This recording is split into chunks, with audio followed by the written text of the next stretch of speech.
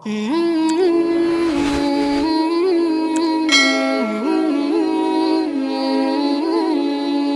আলাইকুম ওয়া রাহমাতুল্লাহি ওয়া বারাকাতুহু।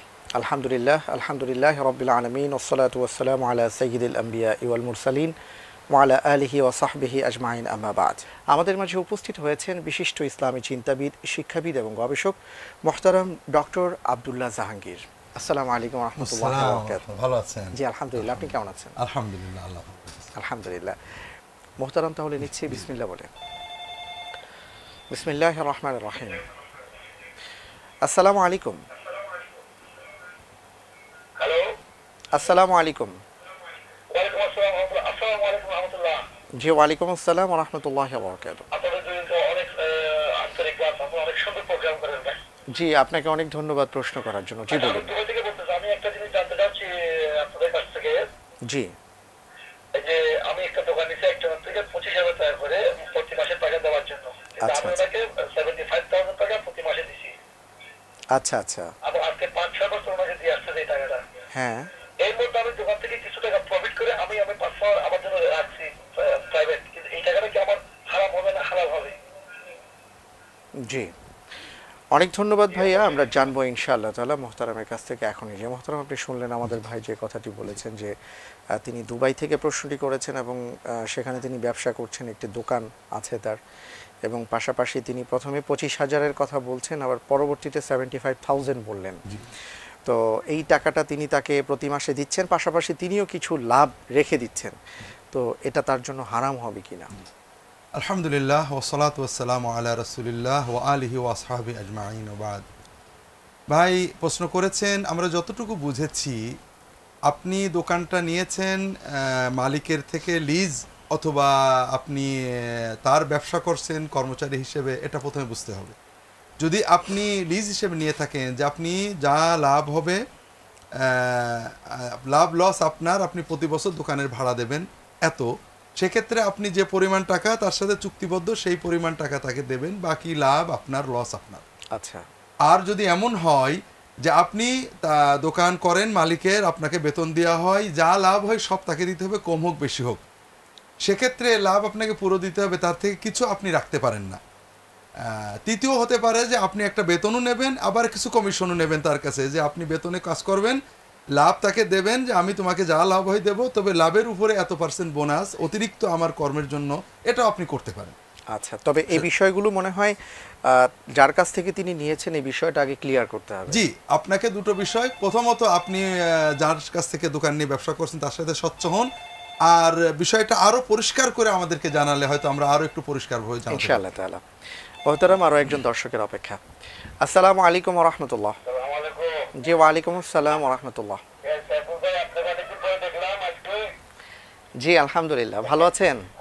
আমি ঢাকা থেকে করিম বক্স। আচ্ছা আচ্ছা, জি করিম বক সাহেব। জি ভালো আছেন আপনি? আলহামদুলিল্লাহ ভালো আছি। আচ্ছা, আমি একটা প্রশ্ন করতে চাচ্ছিলাম। হ্যাঁ। তো এখন অনেক হোটেলে কাঁকড়া বিক্রি হয়, বুঝছেন? আচ্ছা আচ্ছা। রান্না করে বিক্রি হয়, এটা মুসলমানরা খায়। হ্যাঁ। হ্যাঁ, তা আমি এটা জানতে চাচ্ছিলাম যে কাঁকড়াটা কি মুসলমানের জন্য খাওয়াটা কি হালাল নাকি না খাওয়াই ভালো? আচ্ছা, এটা জানতে চাচ্ছিলাম। অনেক ধন্যবাদ আপনাকে প্রশ্ন করার জন্য। খুব গুরুত্বপূর্ণ একটি প্রশ্ন আমরা পেলাম। আমি শুধু কাঁকড়ার কথাই বলবো না, তার সাথে অ্যাড করে আরও বলতে চাই যে অনেক ধরনের গোশতই পাওয়া যাচ্ছে। তো এই ধরনের গোশত, বা যেমন কাছিমের গোশতের কথা বলা হচ্ছে, বা কাঁকড়ার গোশত, এগুলো তো খেতে কোনো সমস্যা আছে কিনা বা হারাম কিনা? আসলে যে প্রাণী শুধুমাত্র পানিতে বাস করে, কচ্ছপ নয়, কচ্ছপ পানি এবং ডেঙা, যে প্রাণী শুধুমাত্র পানিতে বাস করে, জলজ প্রাণী, মাছ বা অন্য প্রাণী, এদের বিষয়ে অধিকাংশ ফকি বলেছেন যেটা সম্পূর্ণ পানিতে বাস করে, পানির বাইরে থাকতে পারে না, পানিতেই তার বাস, পানি থেকে তুলে বেশিক্ষণ থাকলে হয়তো বাঁচবে না, বা পানিতেই বাস করতে হয়, এই ধরনের প্রাণী, ব্যাঙ বা কচ্ছপ নয়, এই ধরনের প্রাণীর খাওয়া হালাল। তাদের দলিল হাদিস শরীফে এসেছে পানি সম্পর্কে, সমুদ্র সম্পর্কে, ওয়াল হাল্লু মাইতাতুহু ওয়া তাহুরু মাউহু ওয়া তাহুরু মাউহু ওয়াল হাল্লু মাইতাতুহু। সমুদ্র বা নদীর পানি যেমন পবিত্র, তার যে প্রাণী বাস করে পানিতেই মরে সেগুলো হালাল। আচ্ছা। এজন্য তারা বলেন মাছ এবং মাছ জাতীয় সকল প্রাণী যা পানিতে বাস করে সবই বৈধ। পক্ষান্তরে অন্যান্য অনেক ফকি বলেছেন, এবং আমাদের দেশের যে প্রচলিত আমাদের ইমাম আবু হানিফা রাহমাতুল্লাহ আলাইহি অন্যান্য অনেক ফকি বলেছেন যে আল্লাহ তাআলা কোরআন কারিমে বলেছেন ইহুল্লু লাহুমুত তাইয়্যিবাত ইউহাররিমু আলাইহিমুল খাবায়েথ, জি খাবিসকে আল্লাহ হারাম করেন, পবিত্রকে আল্লাহ হালাল করেন। আচ্ছা কাজে মাছ এবং এই জাতীয় যেটা এগুলো ভক্ষণ করা বৈধ, যেগুলো পোকামাকড় কীট পতঙ্গ এগুলো বৈধ নয়। তারা কাঁকড়াকে মাকরুহ বলেন, কচ্ছপও বৈধ নয়, ব্যাং বৈধ নয়, কিন্তু কাঁকড়াটা অন্যান্য ফকিরা বৈধ বলেছেন। এটা প্রাণী মোহতারাম, এই ক্ষেত্রে একটু জানতে চাইবো, আপনি একটু আগে বললেন যেটা যে যে সকল প্রাণী দেখা যায় যে জলেও থাকছে আবার স্থলেও থাকছে, তাদের ক্ষেত্রে এটা বৈধ হবে না। হ্যাঁ, এটা কাঁকড়া কিন্তু দেখা যাচ্ছে যে হ্যাঁ, তারা কিন্তু কাঁকড়া মূলত জলে এবং স্থলে হ্যাঁ, থাকে। তারা বলেন কাঁকড়া মূলত পানির, স্থলে তারা বাস করে না, আচ্ছা থাকলেও পানিতে চলে যায়। এই সেন্সে কোন কোন ফকি কাঁকড়াটাকে কিন্তু যেটা জলে এবং স্থলে বাস করে কচ্ছপ এবং কাঁকড়াও এটা পড়া, ব্যাং যেমন হ্যাঁ হ্যাঁ হাদিস শরীফ আবু দাউদের হাদিসে ব্যাং হত্যা করতে ভক্ষণ করতে নিষেধ করা হয়েছে বিশেষ করে। এটাও আচ্ছা আসছে। আচ্ছা, আমরা আসছি, আমাদের কথা একটু প্রশ্ন টেনে নিচ্ছি। আসসালামু আলাইকুম ওয়া রাহমাতুল্লাহ। হ্যালো, জি আসসালামু আলাইকুম। ওয়ালাইকুম আসসালাম। বলবো আমার প্রশ্ন? জি জি বলুন, আমরা শুনতে পাচ্ছি। ওই যে আমি নামাজের কথাটা বললাম, আপনি আবার একটু বলুন, জি আপনি আবার বলুন, সরাসরি স্টুডিওতে আপনার প্রশ্নটি চলে আসছে। আচ্ছা, হ্যালো, আমার নামাজের অনেকগুলি সময় কেটে গেছে আর কি, আমি পড়তে পারিনি, বুঝছেন? হ্যাঁ এখন ওই নামাজগুলো আমি হিসাব করে নিয়েছি। আচ্ছা তারপর মনে করেন যে রোজা আমি হিসাব করে নিয়েছি, বুঝছেন? আচ্ছা তো এখন আমার নামাজের প্রায় অনেকগুলি হাজারের অনেক প্রায় 20,000-এর মতো নামাজের মতো অর্থ হয়েছে। আচ্ছা। আর রোজা মনে করেন যে প্রায় 3200 222 মানে 3222 রোজা আর কি, এরকম রোজা পরিমাণ হয়ে গেছে। এখন আমি নামাজগুলি কাজা করতেছি, রোজা পড়া আরম্ভ করতেছি। তো এখন আচ্ছা, আমাকে একটু জোর বললো যে নামাজের কাজা করা যাবে না, নামাজ পড়লে নাকি এটা গুনাহ পরিমাণ করলে আল্লাহ রাগ করবে। তো এটা কি আমার কি সত্যি নাকি? আচ্ছা, আমরা জানবো ইনশাআল্লাহ। তাহলে অনেক ধন্যবাদ যে আপনি খুব সুচিন্তিতভাবে দেখা যাচ্ছে হিসাবটি করেছেন এবং নিপুণভাবেই আশা করছি করেছেন। তো এই ক্ষেত্রে কি করবেন, কোরআন সুন্নাহ কি বলে আমরা মোহতারামের কাছ থেকে জানবো এই প্রশ্নটির পরে। মোহতারাম, আপনি যে কথা বলছিলেন যে আর কি বিভিন্ন প্রাণী খাওয়ার ব্যাপারে, জি। তো এই ব্যাপারে সরাসরি হাদিসে কোনো নস আছে কি? হাদিসে ওটাই যে হাদিসের উপরে ফুকাহারা যারা পানিতে মতামত বসবাসকারী সকল প্রাণী বৈধ বলেছেন, তারা ওই হুয়াল হেল্লু মাইতাতুহু ওয়া তাহুরু মাউহু, সমুদ্র অর্থাৎ সমুদ্র বলতে পানি, নদী, সমুদ্র সবকিছুর পানি যেমন পবিত্র অর্থাৎ পানিতে গোসল করা যাবে, এটা লবণ আছে কিনা বা মৃত প্রাণী আছে কিনা এটা বিচার করে। কারণ সমুদ্রের পানি বা বৃহৎ নদীর পানি এগুলো পাক, এতে গোসল করা যাবে, ওযু করা যাবে। ঠিক তেমনই এই পানিতে বসবাসকারী প্রাণী পানিতে মরে গেলেও জবাই লাগবে না, ওটা ভক্ষণ করা যাবে। এটাকে জবাই করেও খাওয়া লাগে না, যেটা মাছ আমরা জানি। হ্যাঁ হ্যাঁ এই হাদিসের ভিত্তিতে তারা বলেন যে সমস্ত প্রাণী শুধু পানিতে বাস করে, তারা ড্যাঙাই নয়, যেমন সাপ, ড্যাঙা, পানি এগুলো নয়, শুধু পানিতে বাস করে, এগুলো ভক্ষণ করা বৈধ।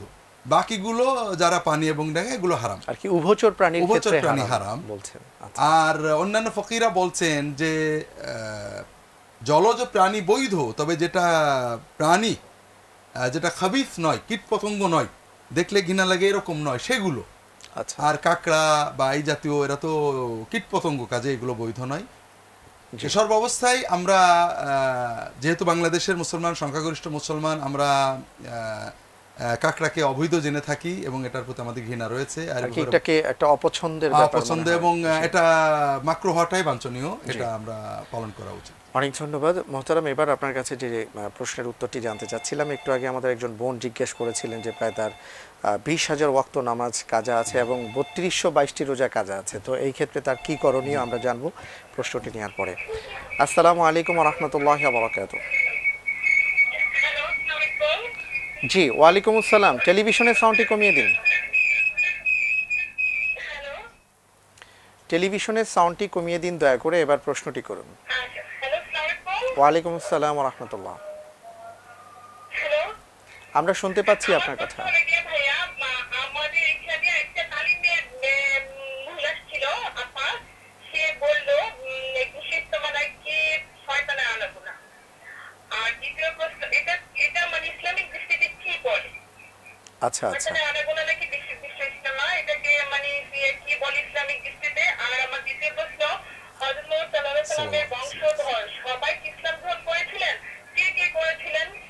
অনেক ধন্যবাদ আপনাকে।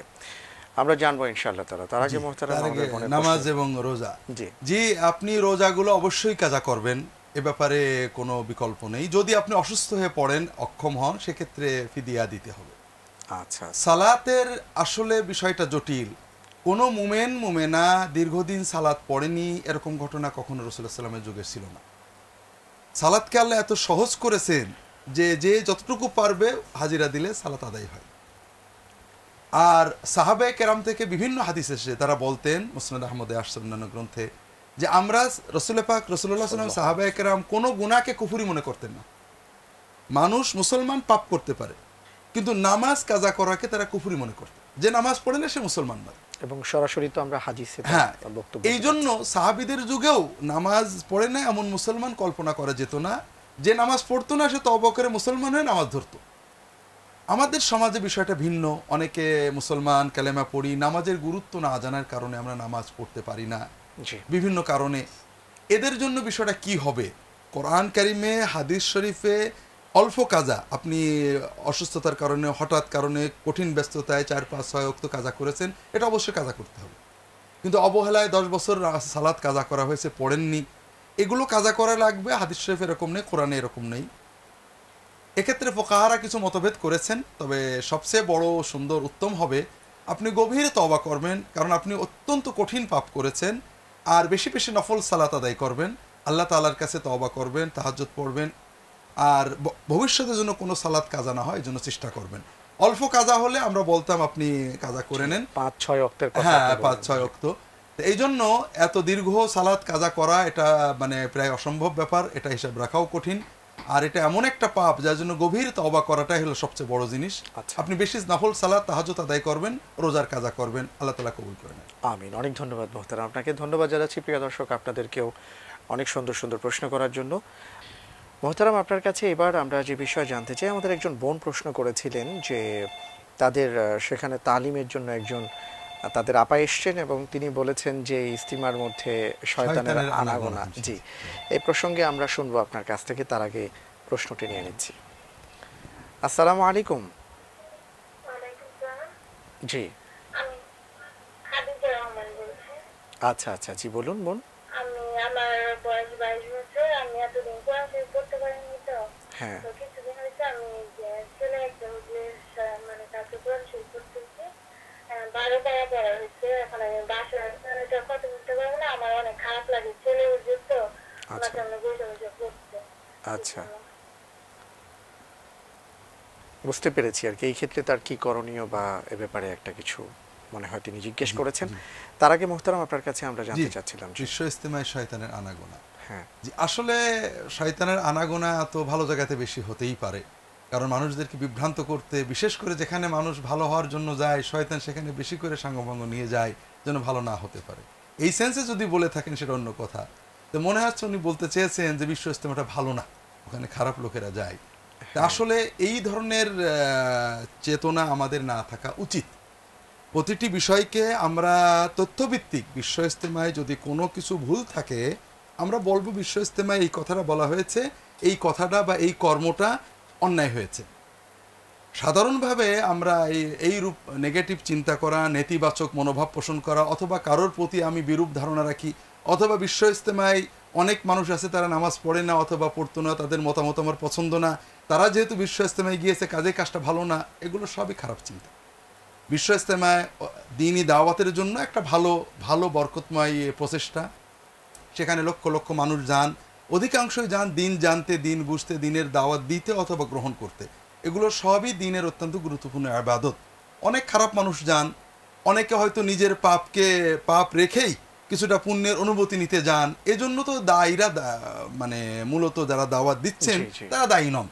আমরা ওয়াজ মাহফিল করি, মাদ্রাসা খুলি, যে কোনো মসজিদ করি, সেখানে অনেকে ভালো নামাজ পড়তে যান, অনেক পাপী মুসল্লি সেজে যান, এজন্য তো মসজিদ কর্তৃপক্ষ ইমাম দায়ী নয়। এই জন্য বিশ্ব ইজতেমা দ্বীনি দাওয়াতের একটা ভালো প্রচেষ্টা।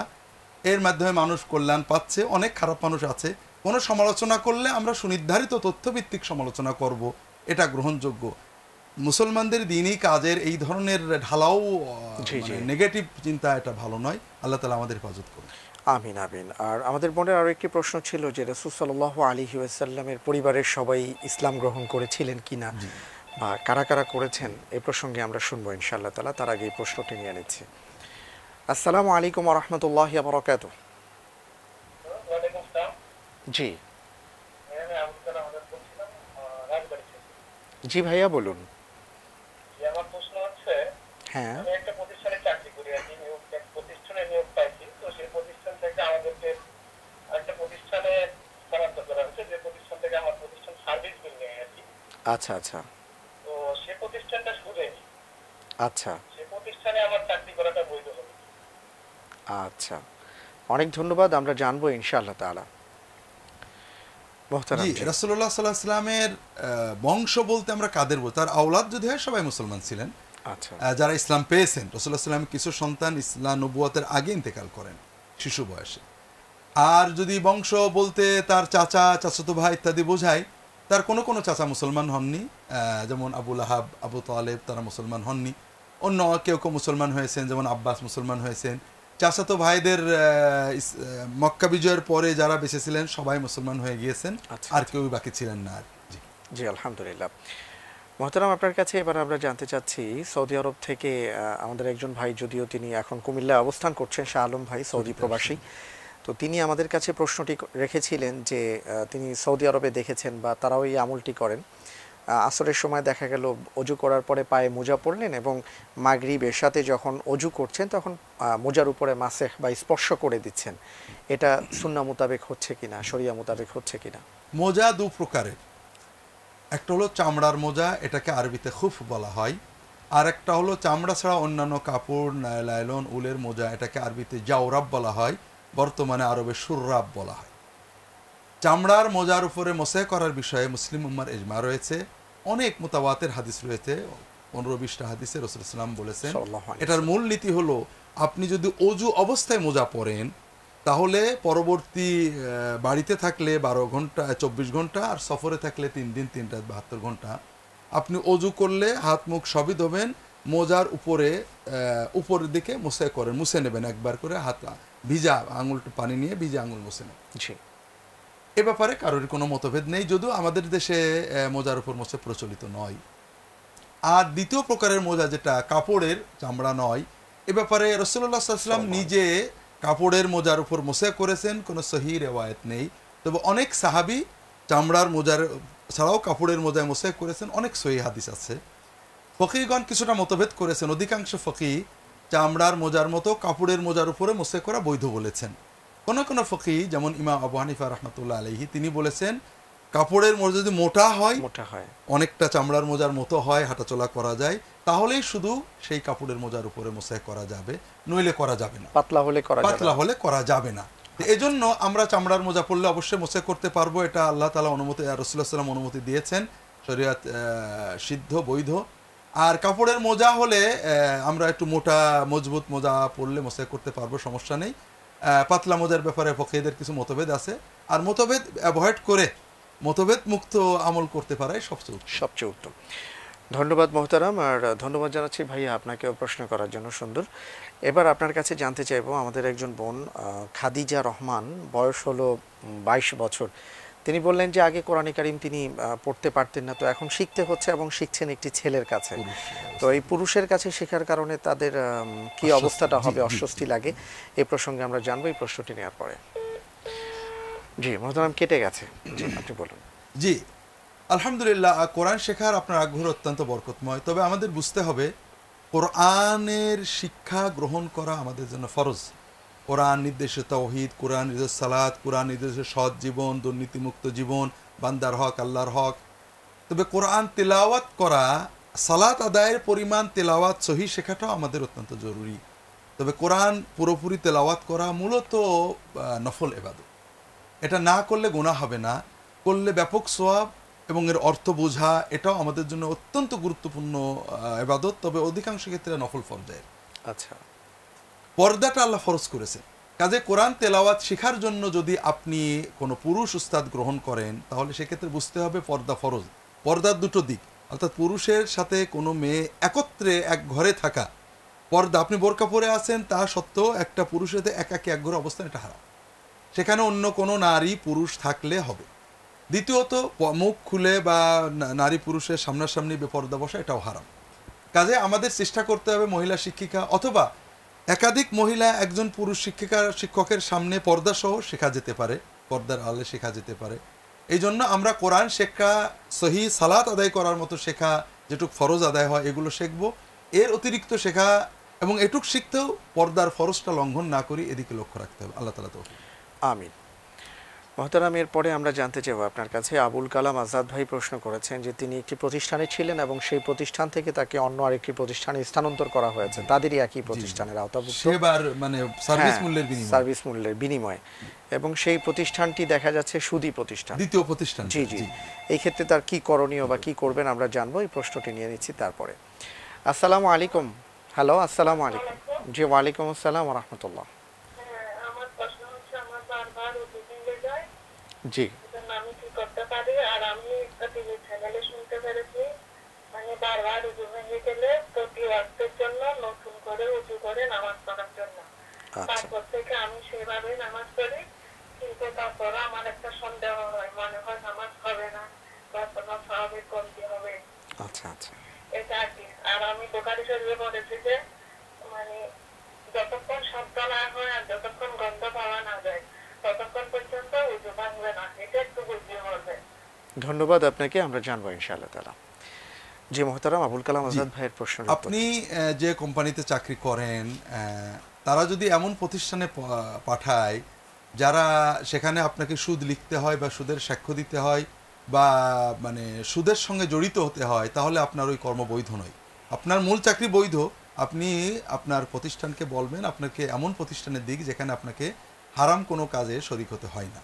আর যদি এমন প্রতিষ্ঠান হয় সেখানে সুদ আছে কিন্তু আপনার কাজটা সুদের নয়, যেমন ব্যাংক সুদের লেনদেন করে, সুদ হারাম, তবে ব্যাংকের সিকিউরিটি অর্থাৎ অন্যান্য বৈধ কাজ আছে, সেগুলোতে যদি আপনাকে দেওয়া হয় তাহলে আশা করা যায় আপনি যেহেতু মূল একটা বৈধ কাজে লিপ্ত আছেন, আশা করা যায় আপনার কর্ম অবৈধ নয়। আচ্ছা মহতারাম, এরপরে আপনার কাছে আমরা জানতে চাইবো, আমাদের এই বোন যে প্রশ্নটি করেছেন যে তার বারবার অজু ভেঙে যায়, তিনি কি করবেন, আর বুখারীর একটি হাদিসের তিনি উদ্ধৃতি দিয়েছেন, এর প্রসঙ্গে আমরা জানবো। এই প্রশ্নটি নিয়ে নিচ্ছি ইনশাআল্লাহ তারপরে।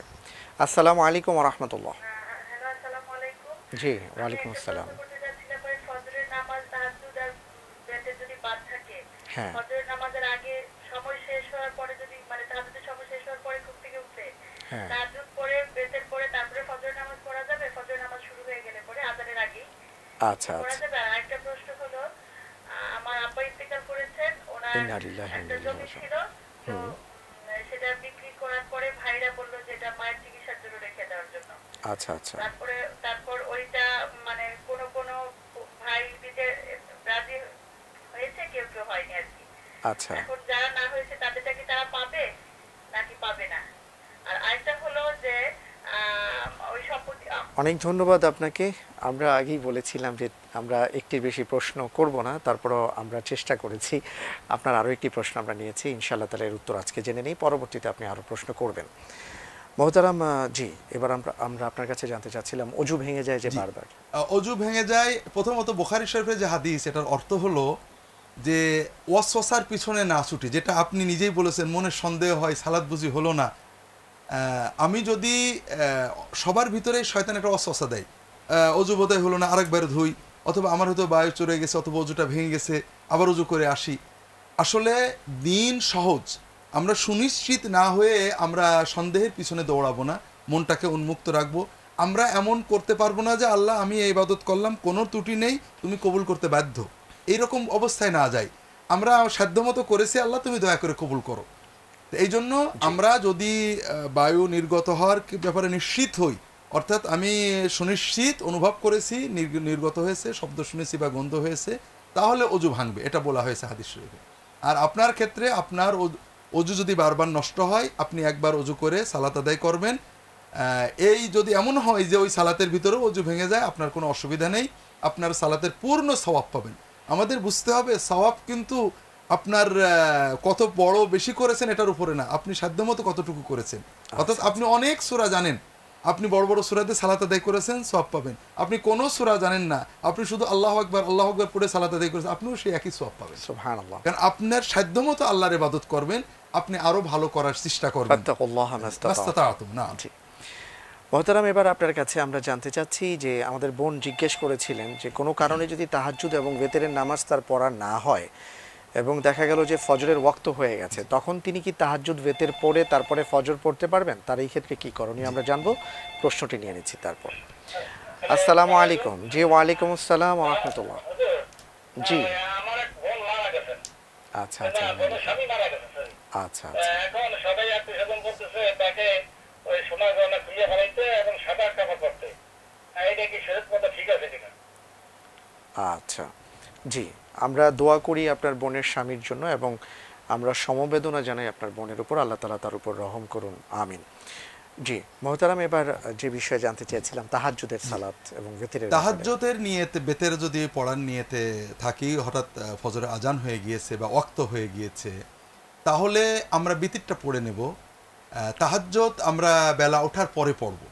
এ ব্যাপারে বিভিন্ন রকম হাদিস রয়েছে, তবে ফজরের রক্ত হওয়ার পরেও বিতির পড়ার ক্ষেত্রে হাদিস রয়েছে, যেটা বিভিন্ন গ্রন্থে রয়েছে। যে একটা হাদিস রয়েছে অর্থাৎ আয়েশা থেকে, যে একজন বলছিলেন যে ফজরের আজান হয়ে গেলে আর বেতের পড়া যাবে না। এর প্রতিবাদ করে বলেন, এমন ঘটেছে আমি দেখেছি রাসূলুল্লাহ সাল্লাল্লাহু আলাইহি ওয়াসাল্লাম ফজরের রক্ত হওয়ার পরেও বিতির পড়েছেন। অর্থাৎ আপনি যদি বেতের পড়বেন নিয়তে রেখে দিছিলেন, হঠাৎ উঠে দেখেন ওয়াক্ত হয়ে গিয়েছে, আজান হয়েছে, তাহলে আপনি প্রথমে বেতিরটা পড়ে নেবেন, এরপরে ফজর সালাত আদায় করবেন। তবে তাহাজ্জুদ আপনি যদি রেগুলার অভ্যস্ত হন, এটা হাদিস শরীফে এসেছে, কেউ তাহাজ্জুদের নিয়তে শুয়েছিল, ঘুম ভাঙেনি, অর্থাৎ সূর্যোদয়ের পরে বেলা গড়ার আগে, দুপুরের আগে, অর্থাৎ 7টা থেকে 11টা এর ভিতরে যে কোনো সময়ে সেজন্য তার সালাতটা আদায় করে নেয়, আল্লাহ তাআলা থেকে সওয়াব দান করবেন, তাহাজ্জুদের সওয়াবই দান করবেন, হাদিস শরীফে এসেছে। ইনশাআল্লাহ তাআলা। অনেক ধন্যবাদ মোহতারাম আপনাকে। আলহামদুলিল্লাহ, প্রিয় দর্শক, আমরা সবাই উপভোগ করছি আমাদের প্রিয় অনুষ্ঠান হিতাচি জেনে নিন। মোহতারাম, একজন দর্শক অপেক্ষা করছেন টেলিফোনে, আমরা তার প্রশ্নটি নিয়ে নিচ্ছি। আসসালামু আলাইকুম। জি ওয়ালাইকুম আসসালাম ওয়া রাহমাতুল্লাহ। আপনার তো ভাই ভালো, আপনারা? জি আলহামদুলিল্লাহ, আমরা ভালো আছি। যাই হোক, আমার বোন মারা গেছে ইন্না লিল্লাহ। গত 8 মাস ধরে, কিন্তু তার রোজা যখন ফরজ ছিল, ওই বোনের দিকে 12-13 বছর ধরে রোজা সে করতে পারেনি যে কোনো কারণে। ওই রোজাগুলো কি আমার পরিশোধ করার কোনো, তার নামের পর মেসেজ করে কোনো ক্যাপাসিটি আছে কিনা? আচ্ছা আচ্ছা জি ভাই, আমরা দোয়া করি আপনার বোনের জন্য, আল্লাহ রাব্বুল আলামিন যেন তাকে মাফ করে দেন, আমিন। মোহতারাম, এবার আপনার কাছে আমরা জানতে চাচ্ছিলাম যে আমাদের বোন প্রশ্ন করেছিলেন একটি, যে তার বাবা ইন্তেকাল করেছেন এবং তাদের একটি জমি ছিল, তো সেই জমিটা বিক্রি করা হয়েছে। তো তার কয়েকজন ভাই বলেছেন যে এই জমির টাকা আমরা রেখে দিই, মা অসুস্থ হলে তার চিকিৎসার জন্য আমরা এটা ব্যবহার করব। আর কেউ কেউ এর পক্ষে মত দেননি। তো এই ক্ষেত্রে তাদের কি করণীয়, যে যারা মত দেননি তারা কি সেই টাকাটা নিতে পারবেন কিনা? জি, এটা একটা গুরুত্বপূর্ণ প্রশ্ন। তার আগে ওই যেটা বলতে বলতে আমরা বিরতিতে চলে গেলাম, তাহাজ্জুদের একটি বিতিরের বিষয়টা। জি জি, এখানে হাদিসে আরো কিছু প্রশস্ততা আছে, যেটা হলো কোন কোন হাদিসে এমন আসছে যে বিতির সহ তাহাজ্জুদ পুরোটাই দিনের বেলায় কাজা করা, অর্থাৎ যেটা আমরা বলি সূর্যোদয়ের পরে, ইশরাক বা একটু সূর্যোদয়ের আধা ঘন্টা পর থেকে সূর্য মধ্য দিক আকাশে যাওয়ার আগ পর্যন্ত যে কোনো সময়ে সে পুরো বিতির সহ তাহাজ্জুদ কাজা করতে পারে। আবার কোন কোন হাদিসে বলা হয়েছে বিতির সহ তাহাজ্জুদ কাজা করলে বেজোর না করে জোর করে নেবে, জোর করবে, এরকম আসছে। আসলে দিনের ভিতর অনেক প্রশস্ততা রয়েছে। আমরা যে আমলগুলো করছি এটা সুন্দর, বেতেরটা আমরা ফজর আগে কাজা করে নেব, তাহাজ্জুদটা বেলা ওঠার পরে করব, এটা হাদিস সম্মত। আবার কাউকে যদি অন্যরকম করতে দেখি, আমরা রাসূলুল্লাহ সাল্লাল্লাহু আলাইহি ওয়াসাল্লামের সকল সুন্নতকে ভালোবাসি, যেটা ভালো আমাদের মনে হয় অগ্রগণ্য সেটা আমল করি, আল্লাহ তৌফিক দান করেন, আমিন আমিন। আর মুহতারাম, হ্যাঁ জি, পিতার মৃত্যুর পরে সম্পত্তি আর পিতার থাকে না, এটা ওয়ারিসদের, উত্তরাধিকারীদের হয়ে যায়। কাজেই সম্পত্তি বিক্রির পরে পিতা যদি ওসিয়ত না করে যান, আপনার মায়ের একটা অংশ আছে, এটা আপনার মার, বাকি সম্পত্তি বিক্রির পরে আপনাদের অংশ, ভাই বোন সবার অংশ, কেউ যদি ইচ্ছা করে দান করেন সেটা মায়ের জন্য যাবে, না হলে তিনি যদি বলেন আমি দেবো না, তিনি তারটা পাবেন। আচ্ছা, না দেওয়ার জন্য তিনি নৈতিকভাবে হয়তো অপরাধী হবেন, মায়ের চিকিৎসার জন্য না দিলে গুনাহগারও হবেন, কিন্তু টাকাটা তার। দ্বিতীয় যে বিষয়টা বুঝতে হবে, পিতা এবং মাতার খরচ বহন করা সন্তানের জন্য ফরজে আইন। জি, এমনকি পিতামাতা যদি সন্তান খরচ না দেয় জোর করে নিতে পারেন। সুবহানাল্লাহ। কাজেই যদি এক্ষেত্রে মায়ের চিকিৎসার অসুবিধা হয়, তাহলে পিতামাতা মায়ের চিকিৎসার জন্য খরচ বহন করা সন্তানের জন্য ফরজ হয়ে যাবে, ওই টাকা বা অন্য টাকা থেকে। আচ্ছা, অনেক ধন্যবাদ। আর আমরা আশা করছি বোন যে আপনাদের এই সমস্যার সমাধান ইনশাআল্লাহ তাআলা হয়ে যাবে। মহতারাম, এরপরে আমরা একটি প্রশ্ন পেয়েছিলাম। আমাদের একজন ভাই প্রশ্ন করেছেন যে তার বোনের স্বামী ইন্তেকাল করেছেন এবং দেখা গেছে যে কেউ কেউ এসে তার বোনের কাপড় এবং অলংকার খুলে, সাদা কাপড় পরিয়েছেন, অলংকার খুলে ফেলেছেন। এই ক্ষেত্রে সুন্নাহ কি বলে আমরা শুনবো, তার আগে প্রশ্নটি নিয়ে নিচ্ছি। আসসালামু আলাইকুম। আসসালামু আলাইকুম। ওয়ালাইকুম আসসালাম ওয়া রাহমাতুল্লাহ। আমি সিলেট থেকে মোহাম্মদ গোলাম মুস্তাফা বলছিলাম। জি গোলাম মুস্তাফা ভাই বলুন। আপনার টেলিভিশনের সাউন্ডটি কমিয়ে দিন। জি জি। তা মনে করেন আমি একজন প্রতিষ্ঠিত ব্যক্তি, আমার যথেষ্ট অর্থ সম্পদ আছে। আলহামদুলিল্লাহ। এর মধ্যে আমার ভাই বোনদের কোনো হক আছে কিনা? আচ্ছা মনে করেন আমি ইচ্ছাকৃতভাবে আমার ভাই বোনদেরকে আমার সম্পত্তি থেকে দেবো না, যদি না দিই এরকম কোনো গুনাহ হবে কিনা ওইটা জানতে চাইছিলাম আর কি। আচ্ছা আচ্ছা, জি অনেক ধন্যবাদ ভাইয়া, খুব গুরুত্বপূর্ণ প্রশ্ন আপনি করেছেন, আমরা মোহতারামের কাছ থেকে জানবো। তার আগে মোহতারাম, আমাদের ভাই যে প্রশ্নটি করেছেন তার বোনের স্বামীর ব্যাপারে, যে মারা গেছেন, তার বোনের জি কি হবে? মুসলমান নারীর স্বামী মারা গেলে, বিধবা হলে 4 মাস 10 দিন আল্লাহ কোরআন কারীম বলেছেন ইয়াতারাব্বাসনা বিআনফুসিহিন্না আরবাআতা আশহুরিন ওয়া আশরা, 4 মাস 10 দিন তিনি শোক পালন করবেন। এই শোক পালন সময়ে তিনি অলংকার পরবেন না, সাজগোজ করবেন না, সুগন্ধি তেল মাখবেন না, সাদা কাপড় নয়, যে কোনো স্বাভাবিক রঙিন কাপড়ও পরতে পারেন। আট পৌরে, হ্যাঁ, স্বাভাবিক কাপড়, স্বাভাবিক কাপড়। যেটা সাজগোজ নয়। এই 4 মাস 10 দিনের পরে তিনি অলংকার পরবেন, সাজগোজ করবেন, সুগন্ধি মাখবেন, সব রকম কসমেটিক ব্যবহার করতে পারবেন, কোনো নিষেধ নেই। কাজে দুটো পর্যায়ে ঠিক রাখতে হবে। আমাদের দেশে মানে অমুসলিম ভাইদের প্রচলন অনুযায়ী যেন আমরা মনে না করি যে বিধবার বেশ হলো অলংকার মুক্ত হওয়া, নাক ফুল খুলে ফেলা, অলংকার খুলে ফেলা, সাদা কাপড় পরা। না, ইসলাম এটা বলেনি। বিধবা শোক প্রকাশের 4 মাস 10 দিন সাজগোজ থেকে বিরত থাকে, অলংকার পরবেন না, সকল অলংকারই খুলে রাখবেন এবং সাধারণ কাপড় পরবেন, সাদা রঙিন যে কোনো সাধারণ কাপড়। আর ওই 4 মাস 10 দিন পরে তিনি সব রকম সাজগোজ করতে পারবেন। কাজেই কেউ যদি সাদা কাপড় পরতে পারেন জরুরি নয়, আর অলংকার খুলতে পড়লে 4 মাস 10 দিন তিনি খুলে রাখবেন, এটা ঠিক আছে।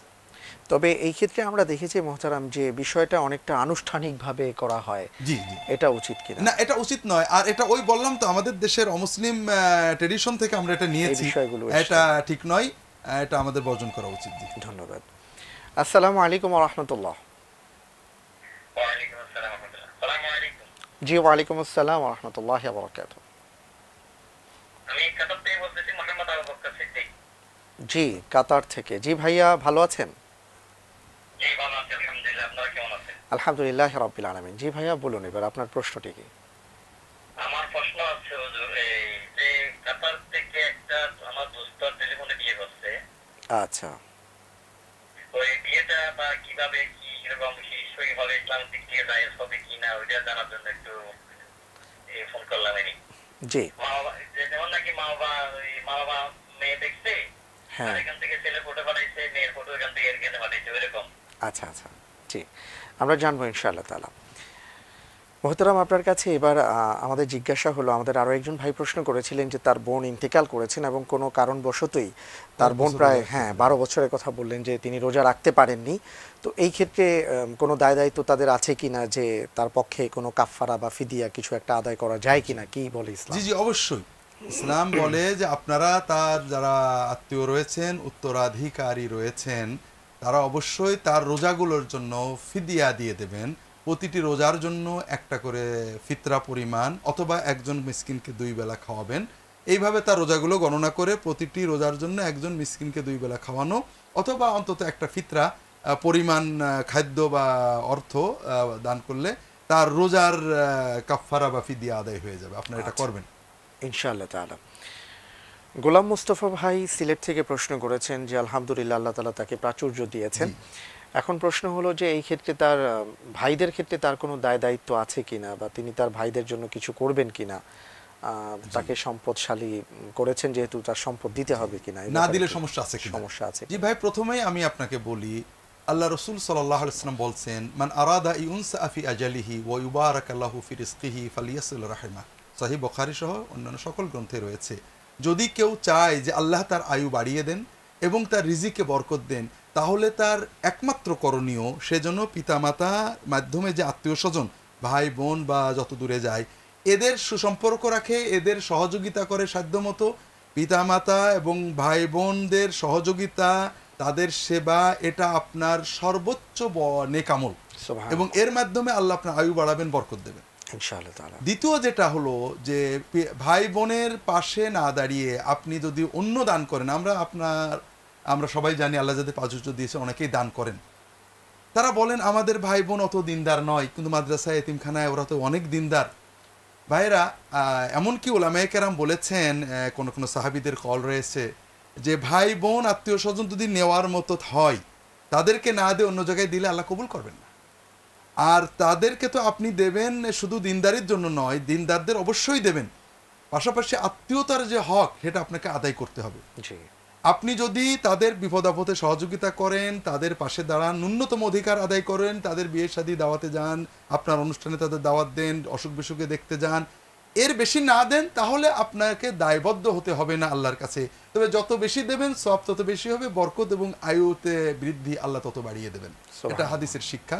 কোরআন কারিমে এ ব্যাপারে অনেক বলা হয়েছে, হাদিস শরীফে বারবার বলা হয়েছে। অর্থাৎ বিষয়টা এমন হচ্ছে যে আমরা যদি আমাদের আত্মীয় স্বজনদেরকে যারা দরিদ্র তাদেরকে সহযোগিতা করি, দেখা গেল যে আত্মীয়তার বন্ধন সুদৃঢ় হলো, পাশাপাশি ধনী হিসাবে দরিদ্রকে যে সহযোগিতা করা হচ্ছে সেই সওয়াবটাও পাওয়া যাচ্ছে। এটা হাদিস শরীফে এইভাবে আসছে সুবহানাল্লাহ। যে লাহু আজরান, আপনি যদি অন্য কোনো তালেবে ইলম গরিবকে সাহায্য করেন তাহলে আপনি একটা সওয়াব পাবেন, আর আপনার ভাই বোন আত্মীয় স্বজনকে যদি আপনি সহযোগিতা করেন আপনি দুটো সওয়াব পাবেন। একটা হলো সিলা রাহিমি, আত্মীয়তার সম্পর্ক রক্ষা করার সওয়াব, আর একটা দানের সওয়াব। সুবহানাল্লাহ। দ্বিতীয় যেটা, আপনি যদি আত্মীয়দের প্রতি রাগ করে বা তাদের কোনো কারণে অসন্তুষ্ট হয়ে তাদেরকে একেবারে না দিয়ে অন্যদের দেন, তাহলে অন্যদের দেওয়াটা কবুল হবে না বলে ওলামায়ে কেরাম বলেছেন, সাহাবীদের থেকে এই ব্যাপারে বর্ণনা রয়েছে। আচ্ছা, ধন্যবাদ ভাই। আমরা দোয়া করি আপনার জন্য, আল্লাহ তাআলা যেন আপনাকে আরো বেশি প্রাচুর্য দান করেন, পাশাপাশি আপনি বেশি করে আপনার আপনজনদেরকে দান করতে পারেন। আমিন। আর দুঃখ প্রকাশ করছি যে নতুন করে কোনো প্রশ্ন নিতে পারছি না, কারণ আমাদের হাতে সময় নেই।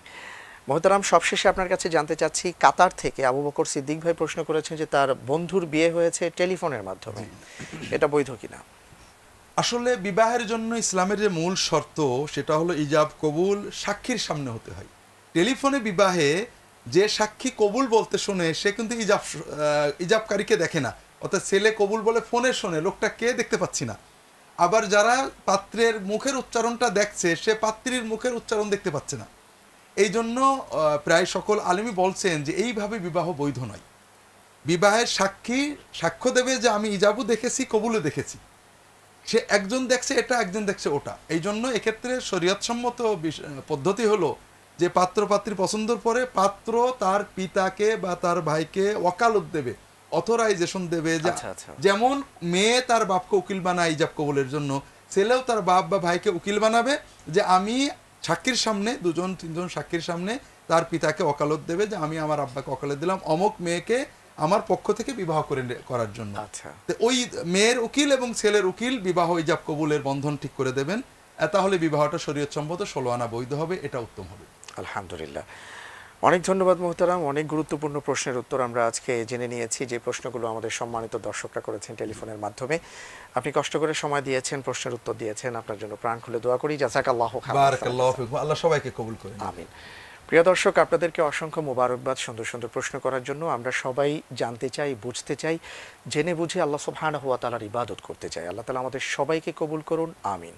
এই প্রত্যাশায় আবারও সবাইকে ধন্যবাদ জানিয়ে আজকের মতন বিদায় নিচ্ছি। আল্লাহ হাফিজ। আসসালামু আলাইকুম ওয়া রাহমাতুল্লাহি ওয়া বারাকাতুহু।